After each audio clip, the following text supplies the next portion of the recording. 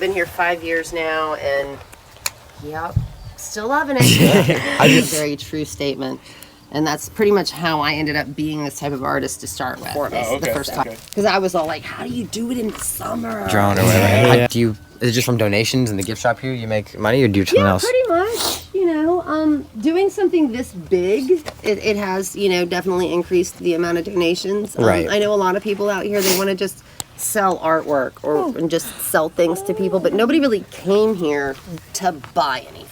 Yeah. And I'm not here to sell you anything. Yeah, exactly. Right? Yeah. I really don't want you to buy anything you can't live without or whatever. But yeah, the minuscule amounts of donations that come in, which, I mean, it's not that small, but I mean, it's definitely not something you would be able to live off in normal society. Right. But because we don't have rent and we provide, with, you know, I'm getting the water from my pool from the hot springs, and I get, you know, water also for me for pretty much everything. The only water that I pay for is by this water service that runs in the slabs. It's he said. Around. Yeah. So some guy goes in, you pay $50. Gets the water from the island and brings it to us, and that's water that if you have a decent filter, you could drink it. So you get your living expenses so low that then you can live off of selling $5 items. Right. You know, it's ridiculous. But I could not live off of what I'm doing right now. I was not able to do going to vendor festivals and doing like farm festivals and stuff like that.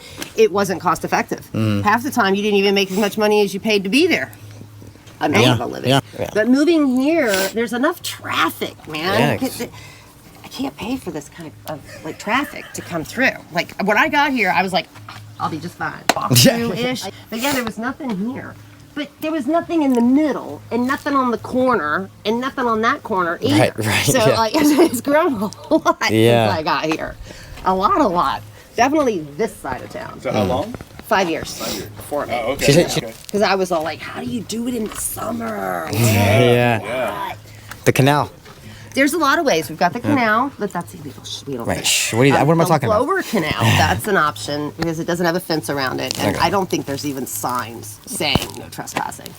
We've got the cold shower, which is a popular spot, which is really just a storm drain for the hot springs, and then getting a pool of some kind.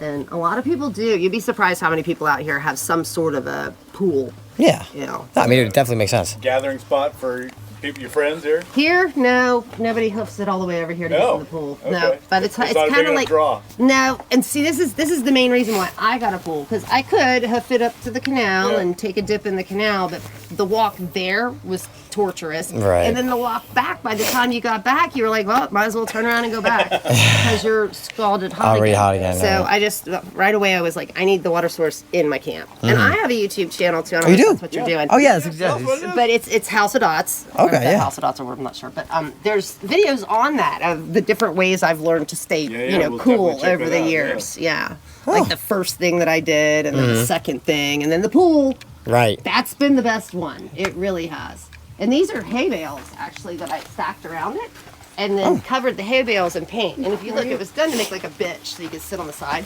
Yeah. Coincidentally, hay bales stacked to the exact same height as these pools. Oh, nice. That's nice. Yeah. Oh, you got the water constantly running? That's cool. Yep, it comes with a beautiful filter, like $125 at that Big Lots, I think it's called, or Odd Lots, whatever it is. And if you give yourself a nice full life, you won't. It's just been the best thing. Try to take them on adventures like this. So thank you for letting us come into your world here and kind of I told him I feel a little bit intrusive. Just to come out here in people's world, but not my house. I I'm telling you, from my house all the way down to 111. But you've done quite a bit here in 5 years. I mean, is this just stuff you've kind of collected? Have you like paid for it? Had to buy some of this stuff? Most of this stuff people just bring. People have a lot of junk stuff. When I moved out of my house, I had a ton of stuff to get rid of, and I just gave it away. Most of it wasn't worth even donating. In fact, I thought Goodwill at one time was going to tell me to stop dumping garbage on it. I'm like, it's reusable. Like, no, it's trash.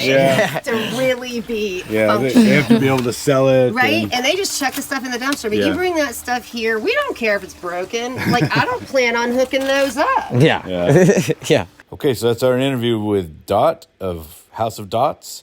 She has survived out here for 5 years. She's found a way to stay cool. She's found a way to make some money, earn a living. And we're so grateful for her time. And thank you for coming along on our journey. Until the next time.